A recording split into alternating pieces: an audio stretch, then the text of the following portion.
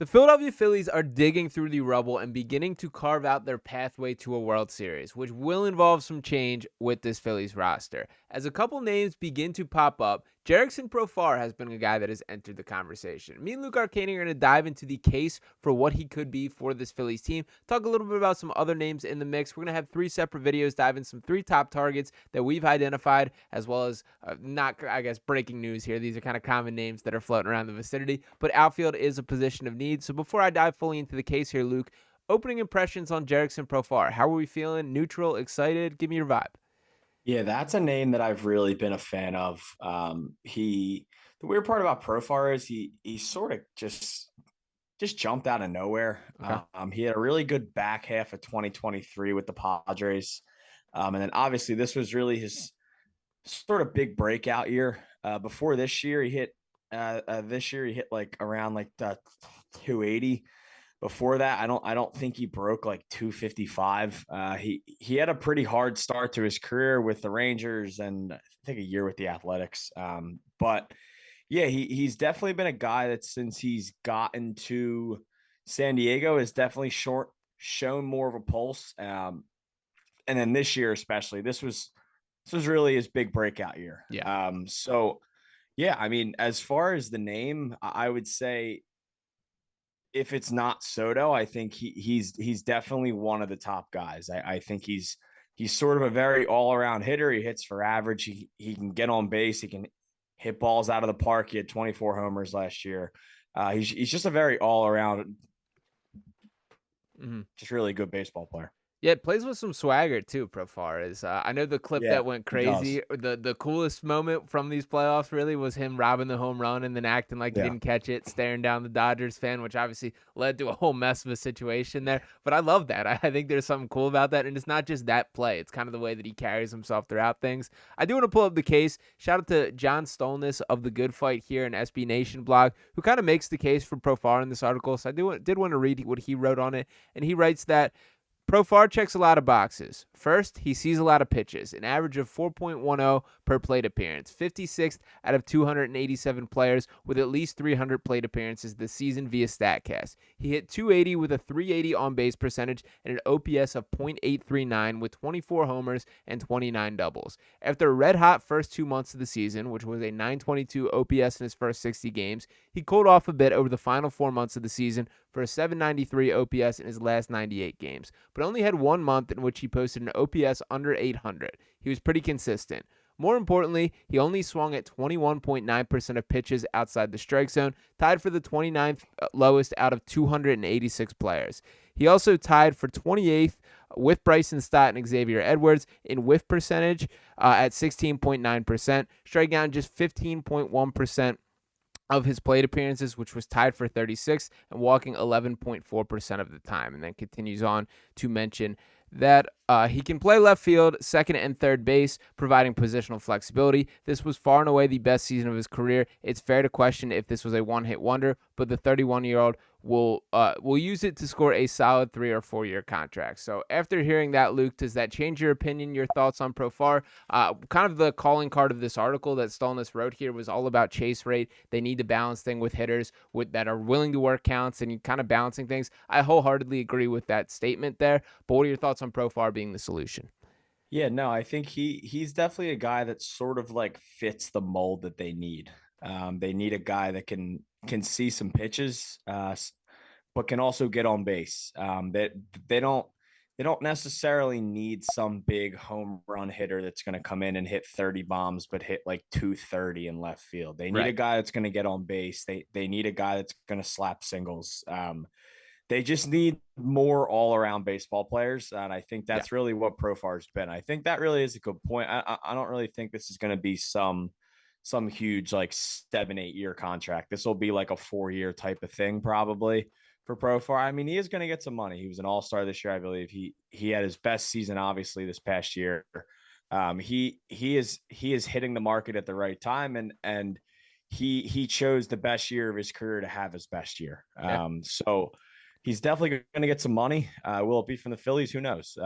But definitely a name that should be on the top of a lot of people's list. Yeah, absolutely. And kind of the gold standard this offseason has obviously been Juan Soto here. Now, I'm not Yeah. going to put Jurickson Profar in the same conversation as Juan Soto by any means, but I do think that we got this report basically indicating from Ken Rosenthal that it's going to be an open bidding war on Juan Soto. Not that that's that much of a secret. I personally kind of feel that if the Yankees win the World Series and he's a key part of that roster, which he obviously will be, I just can't see him leaving New York or taking the pinstripes off his body to any extent there. Now, money talks. We'll see how things all play out here. But at this point in time, Luke, do you have any gauge for like how significant is the gap in money between a guy like Jurickson Profar and a guy like Juan Soto? Obviously, pretty Oh, I mean, significant. it's But going to be ginormous. okay, It's going to be ginormous. I mean, Soto is going to make probably close to 50 a year. It's it's going to be big, and it's hard because Profar is going to make good money, and he's going to earn the money that he's made. But this this Juan Soto contract is just going to be stupid. I mean, it's absolutely 100% deserved. That's the craziest part. Any sort of money that he makes is just absolutely earned. And it's funny, I've been going back and forth, and I've been trying to figure out like what the better case scenario is for the Soto thing. And I keep saying that like if they win, it would be a better chance because they want to keep doing it. But I almost feel like if they lose, I feel like there to be might be a better determined. chance that he comes back. Like, I don't think they'll want to go out like that and just let the dude walk. I almost feel like if they see this ring, then they kind of say, okay, we finally get over the hump. And if he walks, he walks. And it's crazy to say that because I don't really think they're going to say that either way. But I honestly wholeheartedly do think that I think there might be a better chance that he leaves if they win the World Series. Really interesting. Yeah, Yeah, I do. okay, that's interesting. Yeah, I have the opposite opinion there. That I think like if you get the job done, like Juan Soto can forever hang his legacy as being like the Yeah. co-star to Aaron Judge, and obviously Giancarlo Stanton, a huge part of that as well. That kind of trio there. It would surprise me if he's willing to walk away with from that. If the it's not my money. So if John Middleton wants to throw No. everything he's got at it, Yeah. sign me up. But I just have a really hard time believing that he walks away from New York. But I'm surprised to hear you say that. Yeah, I don't know. It's just I mean, either way, they're gonna look really dumb if he's Yes. not back on the Yankees next year. Like it doesn't matter what happens. Like you win, lose, he goes 0 for 20 in the World Series. Like you got to get that guy back. Yeah. Like you have to do every possible thing that you can. Like, and I mean, I expect the Yankees to like I mean, honestly, like I would be shocked if he wasn't a Yankee again next year. And I really want him to be a Philly, but like I just couldn't like if this was the Phillies, I couldn't imagine that they would even consider letting this guy leave. No. Like you just can't do it. Like you can't let a 20 I mean the dude's still 25. He's not even 26 yet. He turns 26 on Friday, which is game 1 of the World Series. It's Like absurd. he's easily a top 5 player in the league, and he'd be the youngest starter in the Phillies lineup. That's crazy. Yeah. That is crazy to think about. So Jurickson Profar, more likely to leave, I would say, is a Correct. takeaway Yeah, there. more likely to be a Philly than Juan Soto, I would say So for sure. to wrap this up, I want two ratings here. Number one, from 1 to 10, how badly you want Jurickson Profar, and from 1 to 10, how likely you think that he is in Phillies pinstripes next year. Ooh, all right. If I know Soto's off the table, like if the World Series ended and the day after the World Series the Yankees re-signed Soto, I would say want rating would probably be around a 7.5, Okay. maybe Okay. maybe lean towards 8. Probably likely I would say about a 6. Free agency is just so weird Yeah. because it's just like I mean anybody with any sort of money can just throw a contract at these guys, especially in baseball. Yeah. It's not like you really have to worry about like a salary cap. Yeah. So I would say as far as want, I would say I'd probably lean towards around an 8.